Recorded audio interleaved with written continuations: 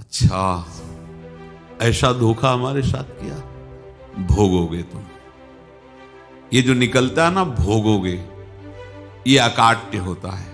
क्योंकि किसी का भी हृदय, मान लो किसी भी जीव जंतु को आप कष्ट दें और उसका हृदय आह भर जाए, तो वो आह वज्र की लीक है, तुम्हें भोगना पड़ेगा। वो आह किसी की ना लेना जिंदगी। कोई ऐसा कोई आह भर करके कह दिया तुम समर्थ हो, हम तो कुछ कर नहीं सकते, और अंदर से दुख, फिर तुम्हारी सामर्थ्य काम नहीं करेगी, मिट्टी में मिला देगी। ऐसा नहीं कि आप जो कर रहे हैं कोई देख नहीं रहा, कोई हिसाब किताब नहीं, जो कर रहे हैं अवश्य में भोक्तव्यम, बहुत सावधान।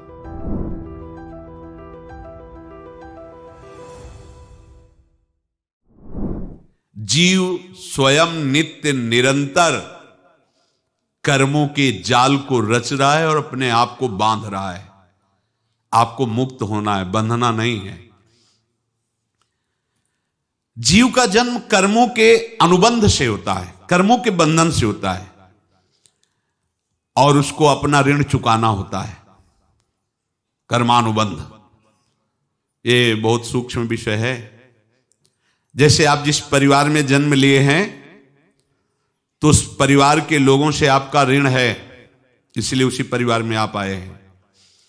और ऋणानुबंध उसको बिना चुकाए या बिना वसूल किए आप वहां से जाएंगे नहीं। आपको लेना है तो वसूल करना है, और देना है तो चुकाना है। ये पूर्व के जन्मों से निश्चित किया गया है। जैसे किसी के यहां पुत्र हुआ, जन्म से ही पैसा खर्चा शुरू हुआ, जो बड़ा हुआ तो उद्दंडता के द्वारा मार पूरे परिवार को क्लेश पर क्लेश देता चला जा रहा है। ये तुम्हारे कर्म का फल है। या ऐसे शक्तिहीन बुद्धिहीन ऐसे पागल पूरे जीवन सेवा करो, तुमसे अपना हिसाब चुकाने के लिए वो आया है।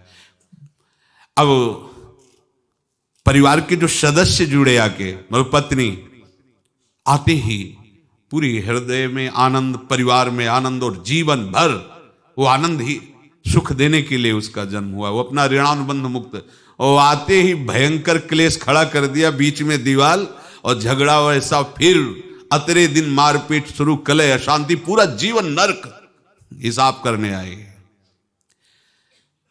यहां ऋण चुकाए बिना कोई जा नहीं सकता, ऋण चुकाना पड़ेगा।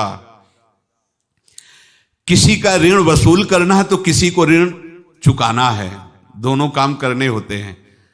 अनेक जन्मों में अनेक लोगों के साथ हमने जो बर्ताव किए हैं, अच्छे या बुरे, वो होंगे।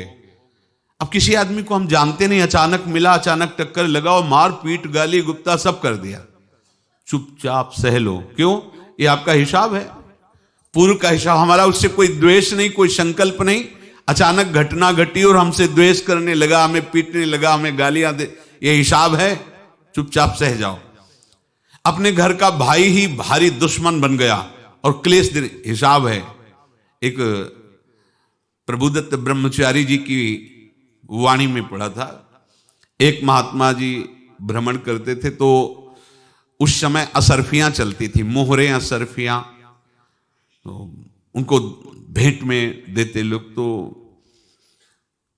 या तो ठाकुर सेवा में लगे तत्काल, या संत सेवा में तत्काल लगे, उसका संग्रह करके डोलना ये ठीक नहीं है बैरागी के लिए, सिद्धांत में ये ठीक नहीं है। तो जब 2, 4, 6, 8 ऐसे मोहरे हुई, तो उन्होंने विचार किया कि और भ्रमण करके जब काफी मोहरे हो जाएंगी तो प्रयागराज में जब कुंभ पड़ता है, एक बार पूरे सब अखाड़े के संतों को, अलग अलग संप्रदाय सब संतों को बुलाएंगे और सबको पवाएंगे। अब साधु है तो यही विचार करेगा, और क्या विचार करेगा। तो उन्होंने एक ऐसे डंडा बनवाया, बेंत, जो ऊपर से चूड़ीदार और भीतर पोला, और मोहरे उसमें डालते गए। और भ्रमण, जहां जहां श्रद्धालु भगत थे सबके यहां जाना, और इच्छा रखना कि एक मोहर तो दे दे दक्षिणा में। कामना कोई भी हो वो बांधती ही है, ध्यान रखना। इसीलिए प्रभु जो चाहे वो करे, अपनी चाह नहीं रखनी चाहिए, अपनी चाह प्रभु की चाह में मिला देनी चाहिए। धीरे धीरे वो छड़ी भर गई। भ्रमण करने वाले महात्मा चूड़ी लगाई, इंतजार करते रहे। जब प्रयाग का कुंभ पड़ा तो चले। तो रास्ते में एक गांव में पूछा जाता है, जैसे कहीं रुको कि कोई श्रद्धालु ऐसा है जो संत सेवी है। तो कुछ लोगों ने बताया, हाँ एक परिवार है, बहुत संत सेवी है और आपको मिलाते हैं उनसे। आइए महाराज, घर में रुका। खूब अच्छा हलवा पूड़ी पवाया और जो घर के मालिक थे चरण दबाए। चरण दबाते दबाते उनकी दृष्टि पड़ी उस डंडे पे। इतना मोटा और ऊपर से कुछ चूड़ी सी भी नजर आ रही, इस डंडे में तो कोई रहस्य है ही है। अब महात्मा जी को खवा पिला के सुला दिया। महात्मा जी जब सो गए तो पत्नी से धीरे से कहा, वो डंडा लाओ बाबा जी का। डंडा, वो चूड़ीदार जो ही खोला पलटाया तो सैकड़ों मोहरे। ऐसे संत रोज पधारे भगवान, तुम आनंद हो जाए फिर क्या। पत्नी से कहा, नाप के कंकड़ लाओ। वो तो महात्मा जी तो खाए खीर पूड़ी, आराम से सो रहे। रात में पूरी प्लानिंग करके उसमें कंकड़ भर के चूड़ी लगाकर सिराने रख दिया, सारी मोहरें हटा ली। महात्मा जी आराम से छड़ी उठाए तो वजन पक्का। वैसे बड़े लोग चतुर होते हैं, पर ये नहीं जानते कि कर्म कितना भयानक होता है। और उनकी कोई संतान नहीं थी, पर धन में इतना प्रेम उनको था। बहुत सावधान। साधु महात्माओं के पास जो अर्थ है, गृहस्थी अगर आता वहीं से है, पर अगर उसको जोर जबरदस्ती या किसी छल कपट से, तो वो उसका विनाश ही करता है। आज तक का प्रमाण है। अब उनको ये भाव पता नहीं होगा, या पता होगा तो लोभ के कारण वो उसको मान नहीं पाए होंगे। महात्मा जी गए प्रयाग में, किसी अखाड़े पर रुके और वहां प्रार्थना की कि कल जो है संपूर्ण अखाड़ों का निमंत्रण किया जाए और सब संतों को भोग पवाया जाए और उनको दक्षिणा भी दी जाए। महंत ने सोचा कि बहुत बड़ा है तो उत्सव है, क्योंकि प्रयाग में कितने हजारों संत महात्मा सब।